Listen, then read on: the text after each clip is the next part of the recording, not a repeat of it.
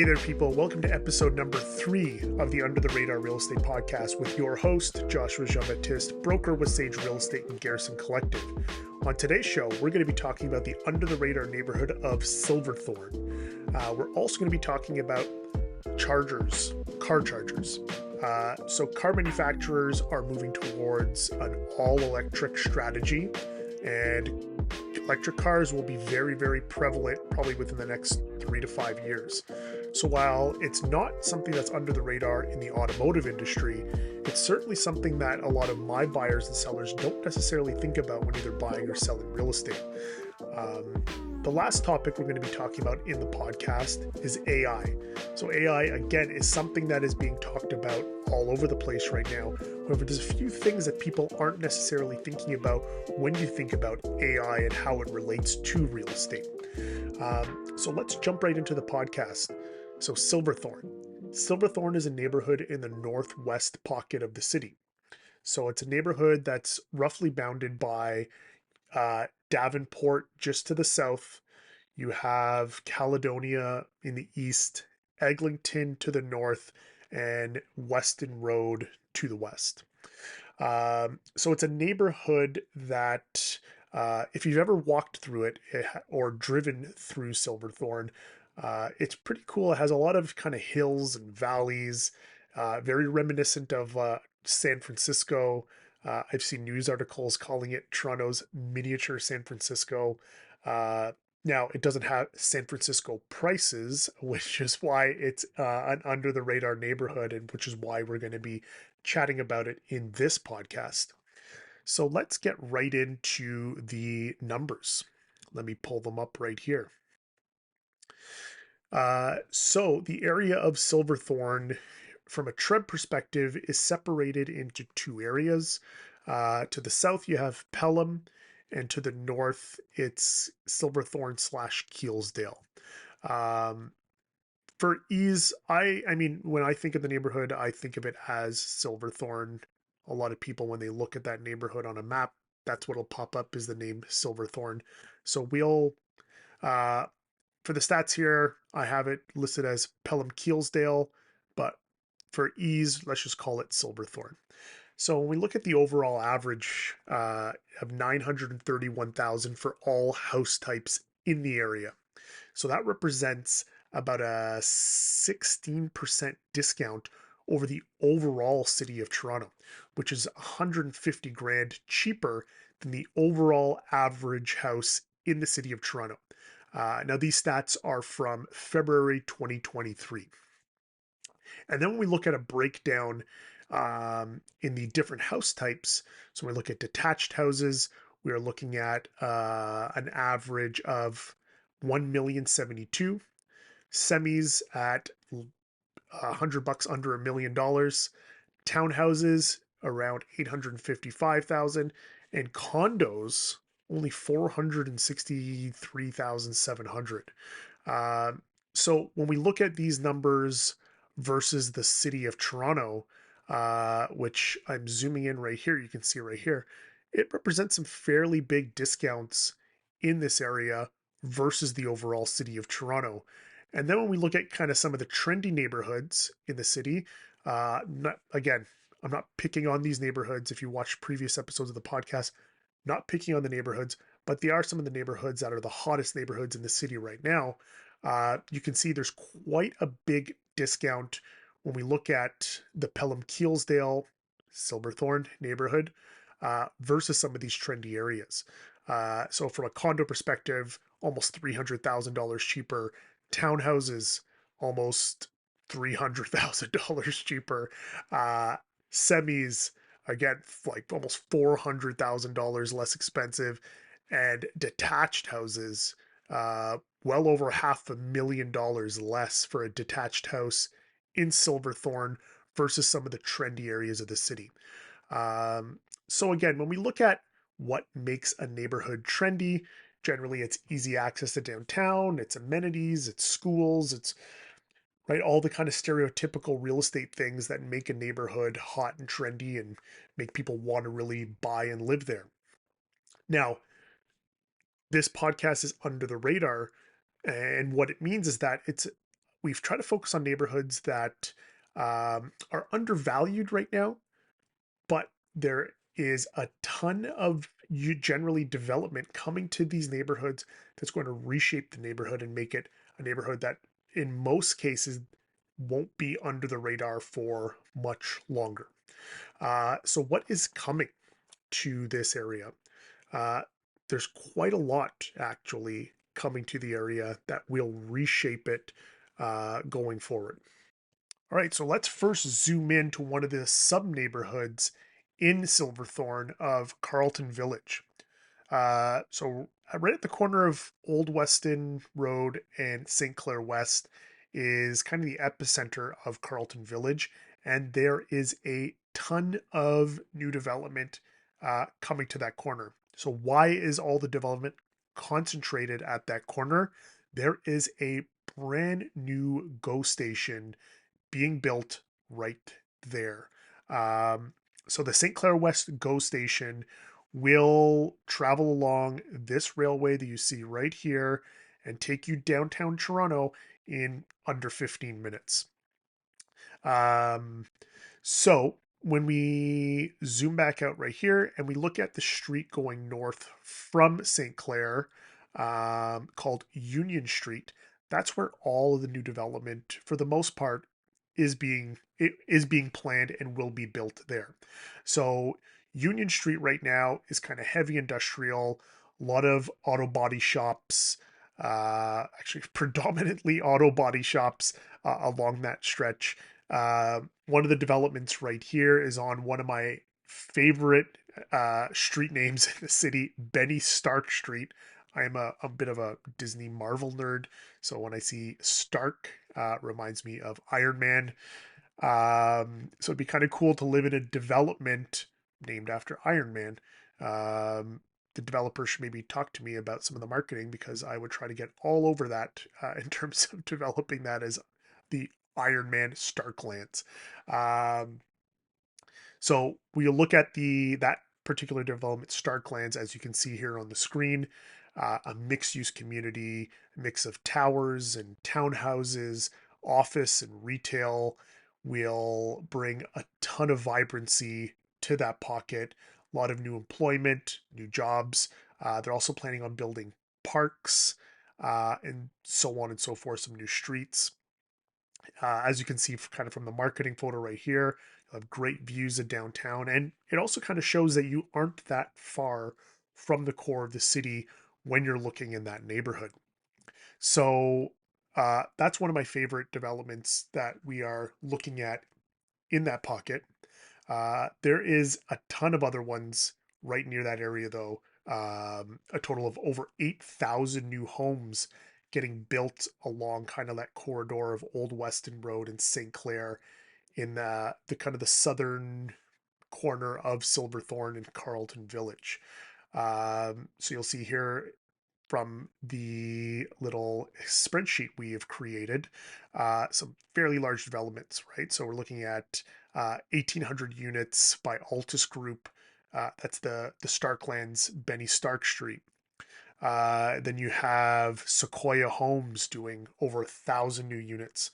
We also have a numbered company. The developer hasn't been announced yet, but at 77 Union Street, they're building almost 2,000 new suites on that site.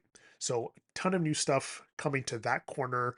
Again, driven by the brand new GO train, St. Clair West GO train station that will be built right there at that corner. As it goes with most new development in the city, most of that development is driven by transit, which then leads to the north corner of north not corner north end of Silverthorn. So if you zoom out on the map right here, and then we zoom back in to where the other kind of little node of development will be going is right here. So right at kind of Keele and Eglinton, the kind of entryway into Keelsdale, this is where the new Keelsdale LRT station is being built. So this map is a little old. It's showing it as a hole in the ground, but that station is already built. You can probably see it right here on the screen. It's already there, being built hopefully that station gets to open soon. We all know how this subway along Eglinton is taking forever to complete. However, so on this block right here, bounded by Eglinton, Trethewey, Yor, and Keele, there are two towers going up, one by block developments and the other by Fora developments. And one's an 18-story tower, the other one's a 33-story tower. So some big buildings going in right there. Super convenient location. You're pretty much these condos are being built pretty much right on top of the station. So you can get out of your house, jump on the subway, and get to wherever you need to go in the city very, very quickly. So great new development. So, as with all under the radar neighborhoods, it's under the radar for a reason. It's a great place to live right now. So, keep an eye out on the channel. If you've been following along, you know that we do our neighborhood videos to highlight what's available in Silverthorn right now. So, that video should be dropping in about a week. Keep an eye out for that. And you can see why Silverthorn is a great place to live, work, and play. So let's jump right into our second topic of the day. Let's talk about car chargers in real estate. So, as if you're alive on the planet, you know that electric cars are the next revolution in the automotive industry. I mean, the following one probably ties into our next topic, AI, but we'll stay out of that for now. Right now, it is electric cars or plug-in hybrids. So that is the new wave in automotive, and obviously that has a tie-in with real estate. So while electric cars are everywhere right now and it's everything everybody talks about, I found, at least personally, anecdotally with my clients, it's something that unless if the client already has an electric car, it's something that most people don't necessarily give any thought to when they are purchasing or renting real estate. However, something that's very, very important. I own a plug-in hybrid car, and before I had it, I never really realized how tough it was to find chargers. When you don't have an electric vehicle, you think it's simply you can plug in anywhere because, I mean, when you don't have one, you see the chargers here and there, and you just assume, hey, there's charging stations everywhere. It's really easy for me to plug in. I can get a charge wherever I go. As soon as you buy an electric car or a plug-in hybrid, you then realize it is actually pretty tough to find outlets to plug your car into. When we first got our car, my son had a basketball tournament in Fort Erie, and driving there, we thought, okay, well, when we go to the gym, we can just plug in somewhere nearby. The closest charging station to the gym he was playing in was about a 3 kilometer drive away, which is a little counterintuitive. I'm not going to go plug in 3 kilometers away and walk to the gym, especially at that time. I think it was like late February, and we had a crazy sleet storm.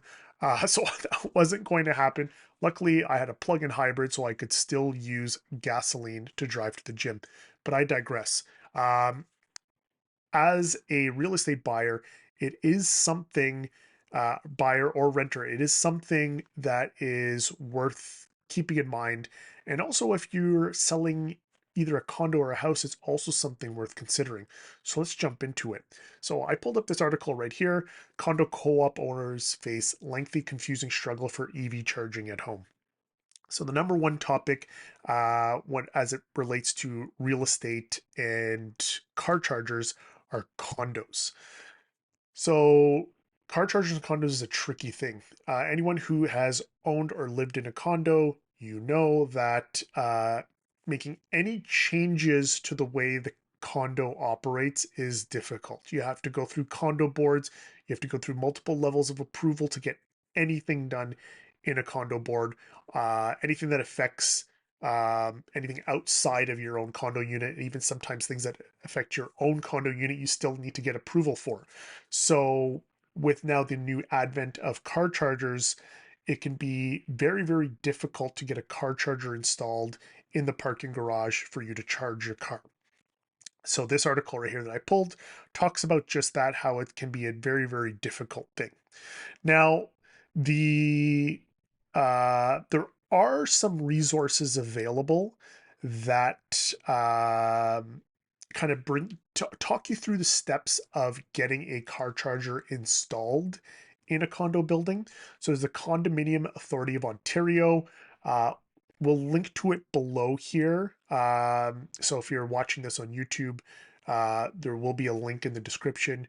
If you need any help or need any resources about getting a car charger installed in your condominium building, click that link and go through the multi-step process.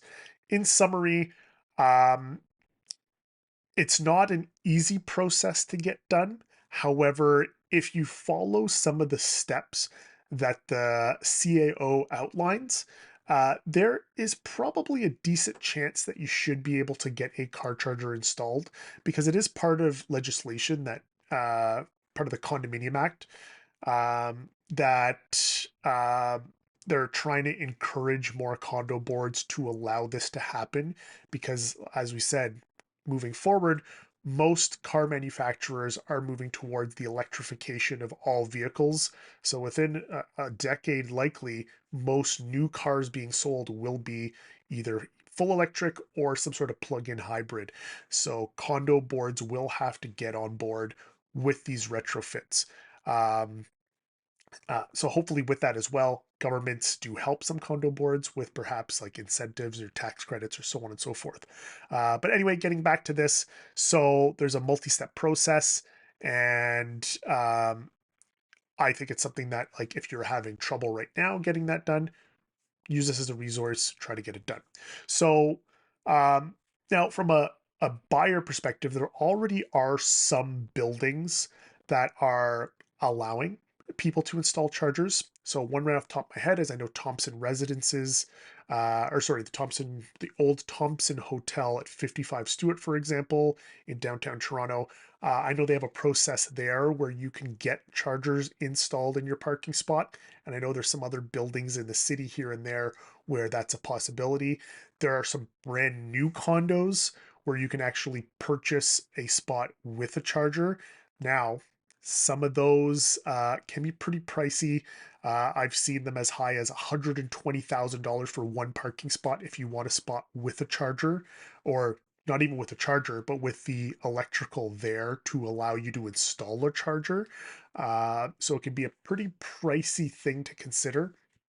But there are options right now for condo buyers looking to purchase a condo either with a current charger there or the ability to install a charger.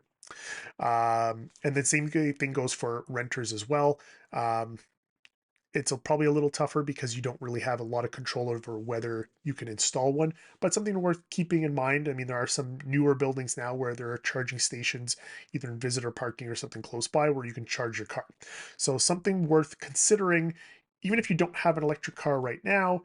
If you're planning on buying a new car in the next decade, it's actually going to be tougher and tougher to buy a car with a internal combustion engine.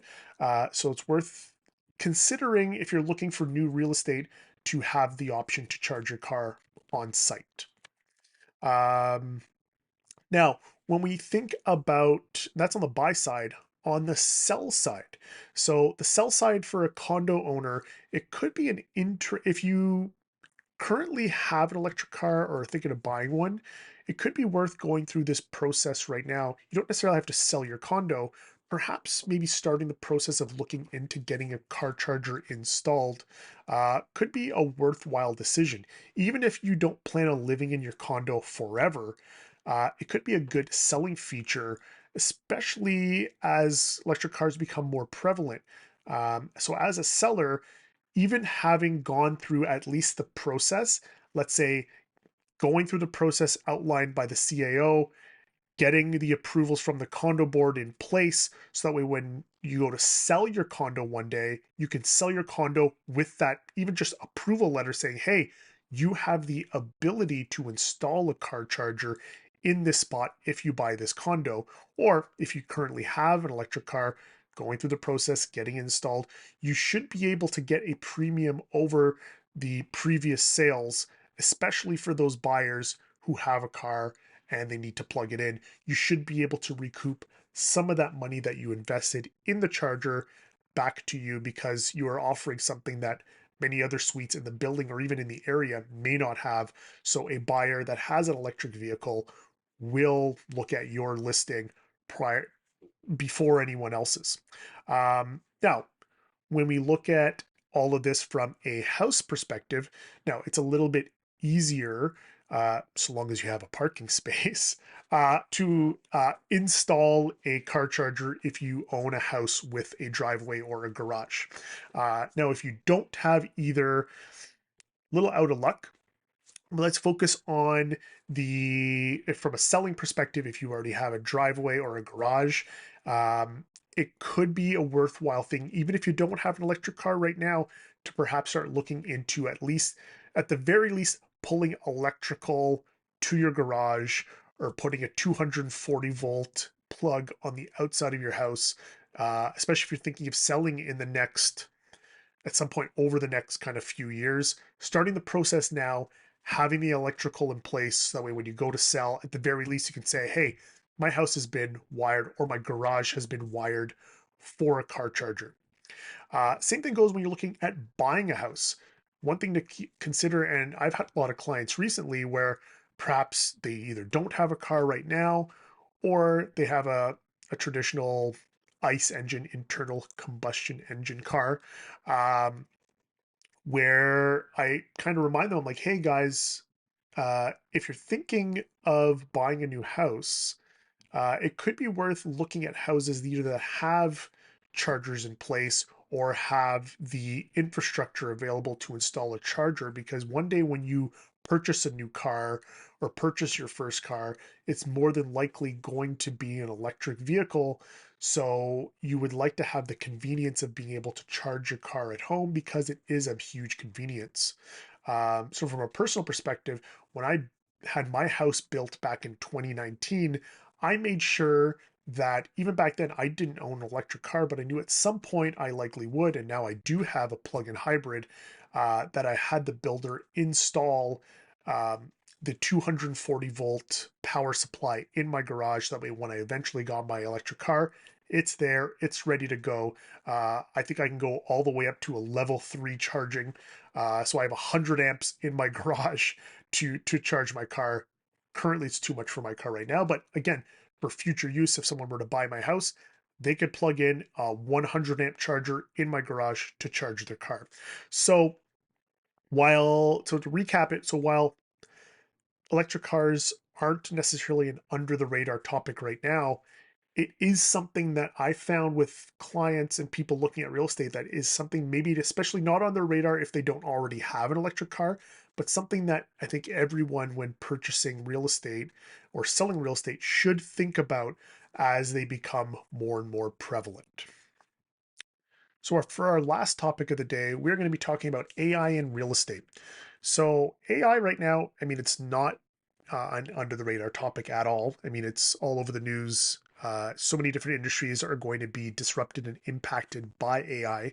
But let's talk about a few of the aspects that are kind of flying under the radar. So first of all, let's just kind of summarize what AI is currently doing in real estate and what are maybe perhaps some of the future functionalities of what it will do in real estate. So right now, from a purely real estate perspective, we've seen that AI can write property descriptions. Right, you hop onto ChatGPT or whatever other AI, you can type in, "Hey, give me a description of X property," and it can spit out a pretty accurate property description for you. So, as real estate agents, we don't even have to think now about how we have to describe properties, for example. Um, it can do market predictions. So for years, we've had services like different websites and different providers that would spit out price estimates on houses. And for the most part, those estimates were always, I mean, for the most part, off the mark. It's been getting better and better. But now, with the power of some of these artificial intelligence platforms, some of the market predictions are pretty accurate. They're becoming more and more accurate. Um, the stuff that I've been testing out online, we are getting, I mean, price predictions that are better than what realtors can generally predict when we're doing a traditional CMA, which is a comparative market analysis. Um, And not only that, when we do a CMA, if you're doing it properly, realtors, it generally takes us anywhere from 30 to 45 minutes. We have to dig through the past sales, look at all the different aspects of the properties, compare and contrast. You're adding dollars for upgrades, deducting things for possible issues or renovations that are required. With AI, they're doing this stuff all on the fly. They can look at the market. They'll actually even look through property photos, factor that into their calculations, and give you a pretty good estimate, an accurate number of what a property should sell for. Um, it can also do property analysis from an investment perspective and spit out a whole bunch of facts and figures about which properties could potentially be the best investment if you're an investor, for example. So it'll look at the rental rates and the cap rates and give you some pretty good price estimators or valuations if you are an investor looking to invest in real estate. You can also do currently property recommendations. So, as we all know with the internet, quite often some of these platforms know us better than we know ourselves.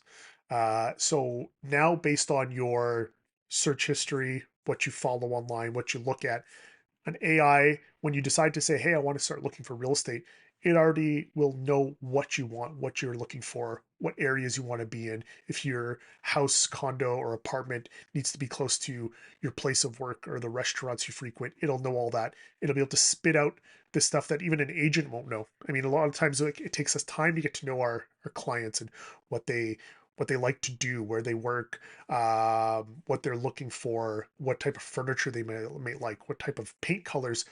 AI will know that pretty much right away, which is a little scary. So it can already do that really well. Property management. There are already platforms out there where if you're a tenant living in a rental, just jump online at any time of night. It could be 3 in the morning if you have a leak. The AI can then automatically dispatch a plumber to come fix a leak at 3 in the morning. Whereas before you had to have a physical person answer the phone, and that person then also then had to find a plumber who was available, all that kind of stuff. Now, I mean, from a landlord and tenant perspective, makes that a whole lot easier where the AI is taking care of that property management, also for collecting rent and doing background checks, all that kind of stuff. All of that stuff is pretty much already here. There's also a lot of stuff that is coming when we think about AI in real estate. And these are kind of some of the under the radar things.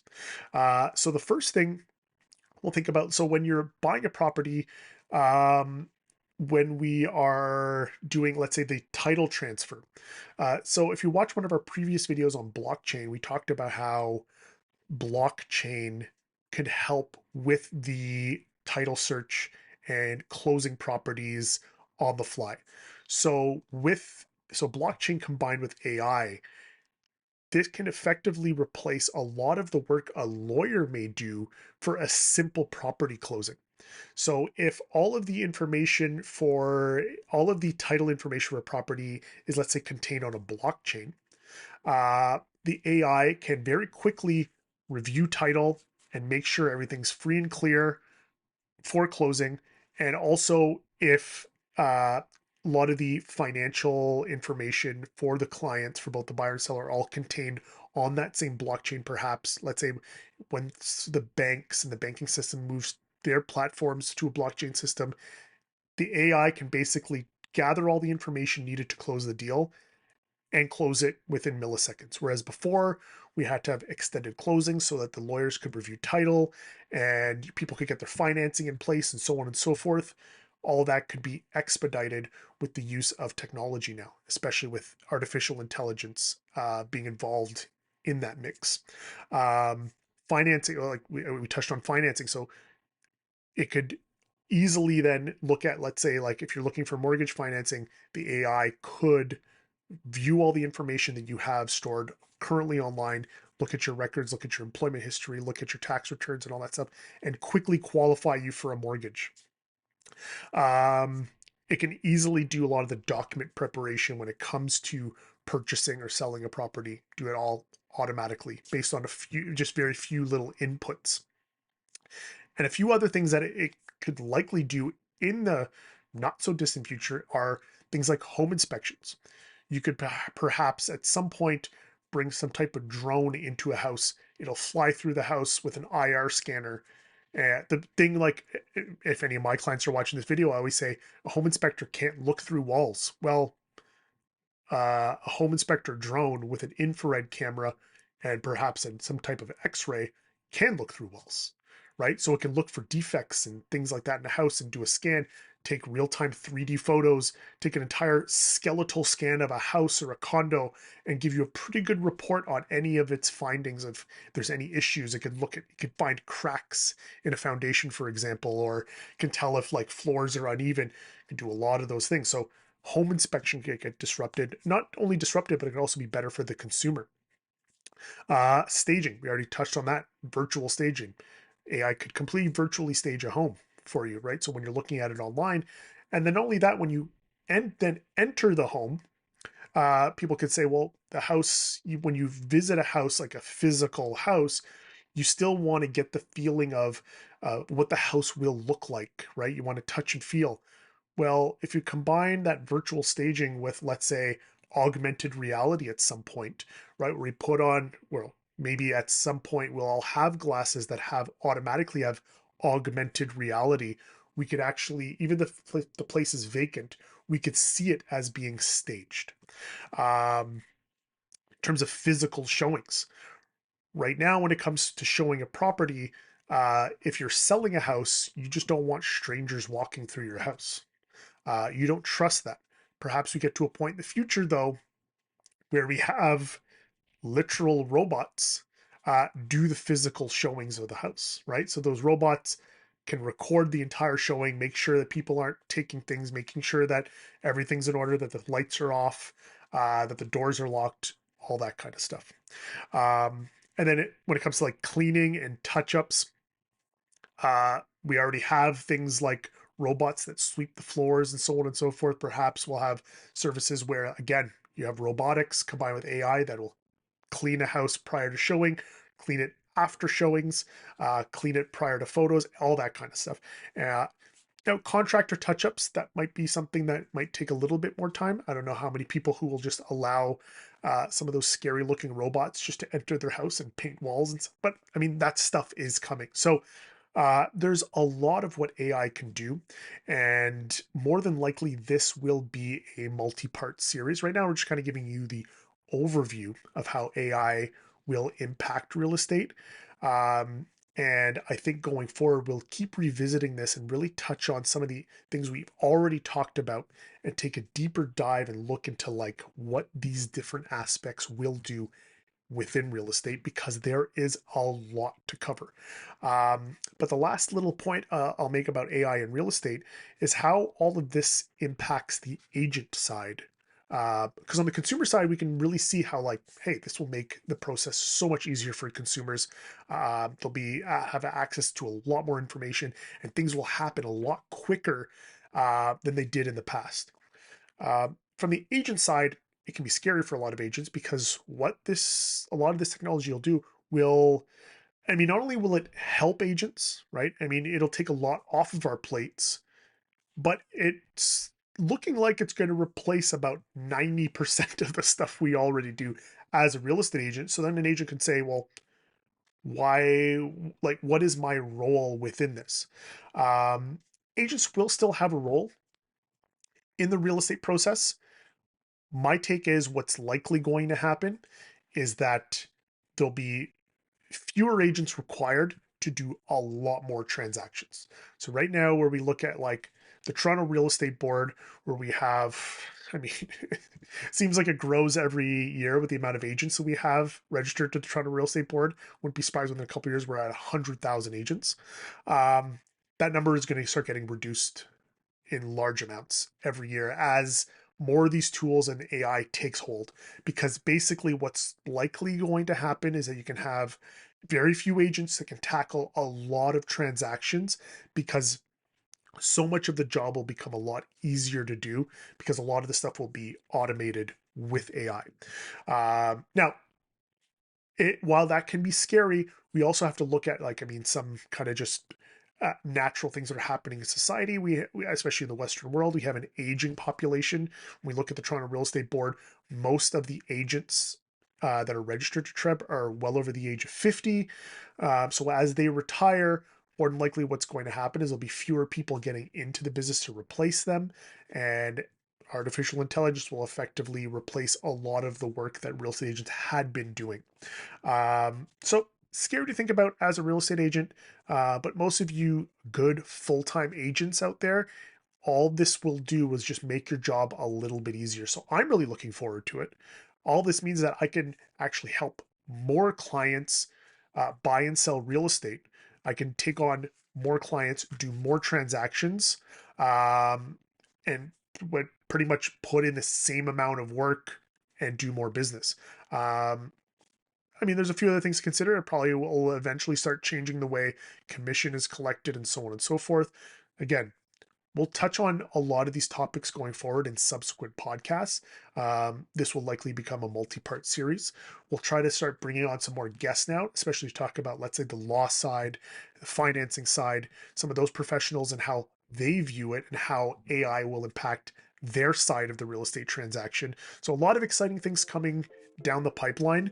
And I mean, that pretty much wraps things up for this third podcast where we spoke about Silverthorn, we talked about car chargers, and we finished off with artificial intelligence.